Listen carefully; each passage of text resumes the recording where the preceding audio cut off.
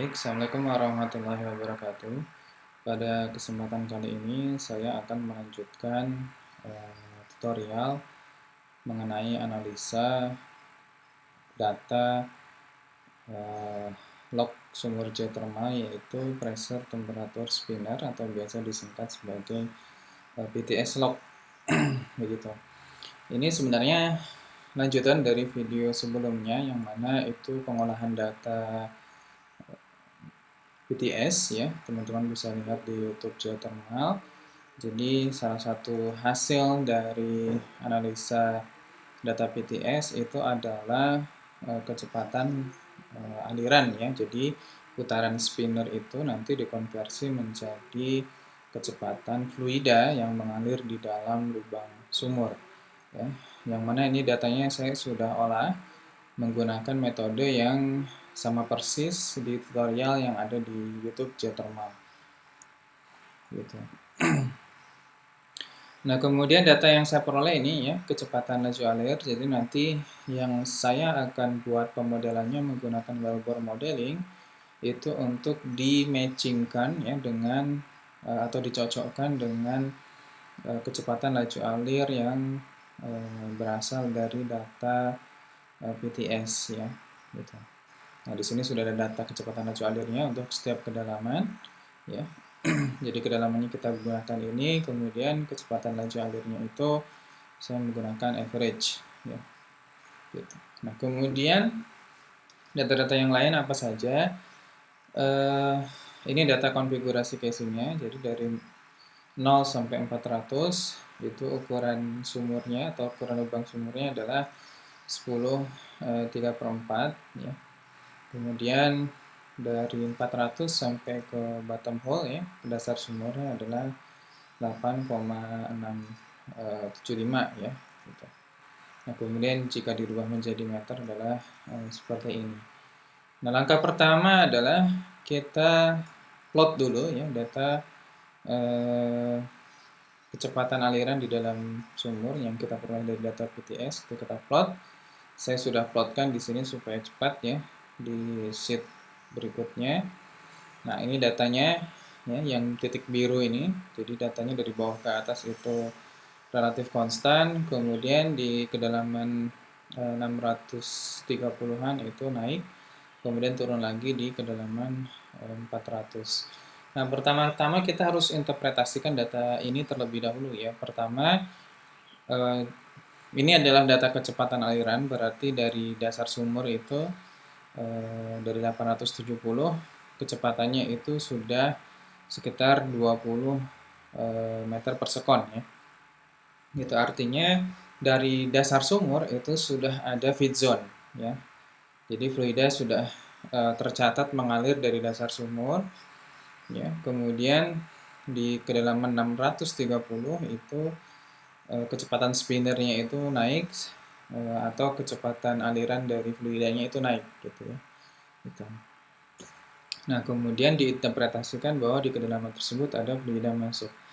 Nah, kemudian di kedalaman 400-an itu turun ya kecepatannya. Jadi ada dua penyebab ya kecepatannya ini turun ya. Yang pertama bisa jadi memang ada thief zone ya atau fluidanya itu hilang ke formasi. Gitu. Tapi kemungkinan kedua adalah karena lubang sumurnya membesar ya. Gitu. Nah, kalau kita lihat di kedalaman mulainya turun ini adalah di kedalaman sekitar 400. Jadi untuk sementara kita asumsikan bahwa penurunan kecepatan aliran itu disebabkan oleh membesarnya diameter sumur, gitu ya. Jadi dari yang tadi 8, sekian menjadi 10, sekian. Jadi diameternya lubang sumurnya meningkat, gitu ya. Jadi dari sini kita bisa lihat kurang lebih ada dua feed zone ya. Feed zone pertama dari dasar sumur, kemudian feed zone yang kedua itu dari 630 gitu. Untuk sementara kita asumsikan fluida yang masuk ya dari feed zone itu masing-masing adalah uap. Ya, 100% uap ya karena dari data PT statik bisa dilihat nanti. Di sini saya tidak tampilkan analisa lengkapnya karena ini sifatnya hanya tutorial. Kita kembali lagi ke Excel-nya. Nah, kemudian yang perlu kita siapkan juga adalah wellbore modeling di sini ya. Kita ambil ini. Gitu. Nah, isiannya apa saja? Ini juga perangkat atau tools wellbore modeling yang saya gunakan itu seperti yang di tutorial-tutorial sebelumnya. Teman-teman bisa lihat juga di YouTube-nya Geothermal ITB. Di situ ada tutorial bagaimana membuat wellbore modeling gitu. Nah, di sini inputannya ada pressure, mass rate, enthalpy, kemudian ID casing, inklinasi dan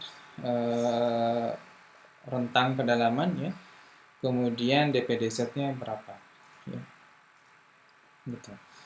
Nah, ini disiapkan, kemudian depth-nya karena kita simulasinya bottom up, jadi depth-nya dari dasar sumur dulu, kemudian kita naik ke permukaan ya sampai titik 0 gitu.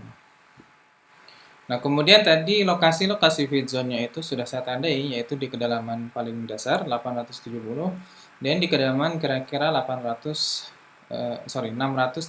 Kita catat dulu di situ gitu ya. Kemudian rentang kedalamannya saya buat per 10 meter supaya lebih mudah. Teman-teman bisa per 5 meter atau bahkan per 3 meter.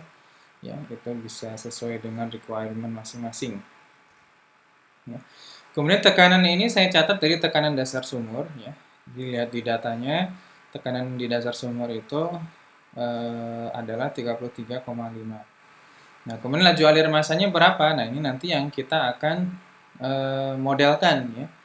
Gitu. Enthalpy-nya juga nanti yang kita akan modelkan. Ya, density dan velocity itu berasal dari mass rate dan diameter ya. Jadi tinggal dikonversi saja menggunakan density. Nah, nanti akan ketemu velocity. Ya, saya nggak akan bahas persamaannya seperti apa di sini. Nah, langkah pertama ini kita bisa isi langsung di kotak ini ya. Bisa juga supaya nanti tujuannya untuk mematchingkan kita rekap di sini ya. Jadi mass rate di sini sama dengan di sini ya. Kemudian enthalpy di sini sama dengan enthalpy di situ. Ini tadi kita tandain bahwa lokasi feed zone-nya yang pertama adalah di kedalaman 870, kemudian yang kedua ada di kedalaman 630. Kita gunakan tebakan terlebih dahulu supaya modelnya nanti bisa kita generate. Ya. Misalnya mass rate-nya adalah 2, kemudian enthalpy uap sekitar 2800. Nah, tekanannya kita ambil dari tekanan dari data ya. Kemudian ini mass rate-nya dari sini. Kemudian enthalpy-nya ini dari sini. ID-nya saya ambil dari data sumur ya. Kemudian densitas itu nanti dari pressure, densitas uap ya. Kemudian velocity-nya itu dari mass rate, diameter casing dan densitas fluida. Inklinasi sumurnya ini sumur vertikal, jadi semuanya 90 nanti sampai dasar sumur. Ya. Nah, kemudian pressure-nya ini adalah pressure yang dasar sumur dikurangi dengan delta P ya, karena ini bottom up jadi tekanannya berkurang. Nah, kemudian kita bisa drag ke bawah, nanti mass rate-nya kita set ya. Mass rate-nya itu sama dengan mass rate yang di atasnya ditambah dengan kita misalnya nanti bisa input di sepanjang baris ya. Jadi kita tambahkan begini ya. Nanti di sini kalau kita input misalnya di sini 1 ya, misalnya di kedalaman 860 ternyata ada feed zone, kita tinggal inputkan angka di situ, maka mass-nya akan langsung otomatis berubah atau bertambah. Ya, jadi mass rate-nya tidak sama seperti di atasnya, tapi mass rate atas ditambah mass rate yang masuk maupun yang keluar ya. Nanti kalau yang keluar kita tinggal inputkan minus. Gitu. Jadi kita drag ke bawah. Nah, kemudian enthalpy juga sama ya. Jadi enthalpy ini menggunakan persamaan ini ya. Jadi adalah enthalpy yang masuk ditambah entalpi awalnya berapa? 2800 ini. Ya, ditambah dengan masanya. Gitu ya. Jadi kita inputkan sama dengan masa yang ini dikalikan dengan entalpi awalnya, kemudian ditambah masa yang masuk dikalikan dengan entalpi yang masuk. Gitu ya. Kemudian dibagi dengan masa campuran ya yang di sini. Kemudian kita drag juga ke bawah.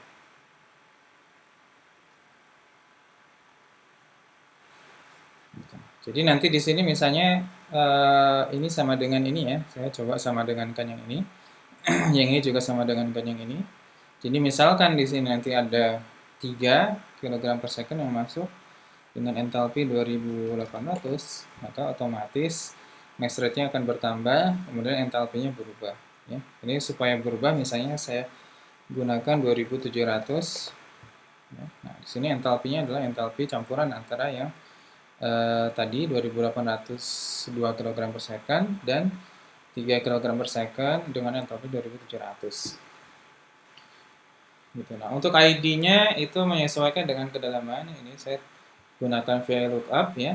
Teman-teman jika nanti ingin menggunakan VLOOKUP juga silahkan ya. Barangkali misalnya di sini datanya cukup detail ya. Jadi dari per 10 meter itu ada keterangannya, biasanya inklinasinya yang berubah-ubah ya. Tapi di sini karena semua vertikal, jadi inklinasinya tidak berubah-ubah. Saya drag sampai bawah. Nah, kemudian density-nya juga sama ya, kita menggunakan pressure dan entalpi ya. Density-nya juga saya drag ke bawah, kalau inklinasinya ini sama ya, dari atas ke bawah, maka saya drag ke atas ke bawah. Kemudian panjangnya ini deltanya otomatis ya, mengurangi dari atas ya ke bawah. Kemudian kita ini DP/DZ-nya juga saya menggunakan persamaan ya, ini sudah dibahas di video-video sebelumnya. Saya nggak akan bahas bagaimana caranya di sini. Nah, ini saya tinggal drag ke bawah pressure-nya. Nah, saya peroleh kira-kira untuk pemodelannya seperti ini ya. Nah, kemudian nanti saya inputkan velocity-nya ini ke chart yang tadi ya. Yang kita sudah buat dari datanya, kita inputkan di sini. Sorry. Namanya simulasi. X-nya adalah velocity.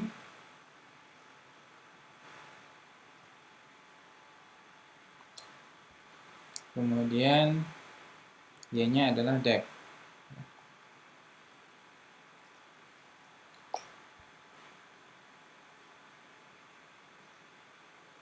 Nah, saya peroleh simulasinya hasilnya seperti ini, yang merah ini.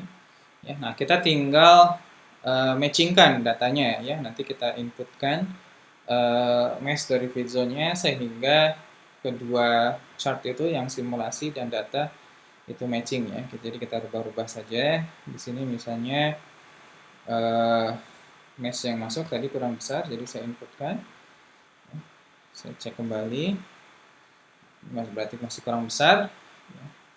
Misalnya saya isi 10. Kita matchkan dulu yang paling bawah ya.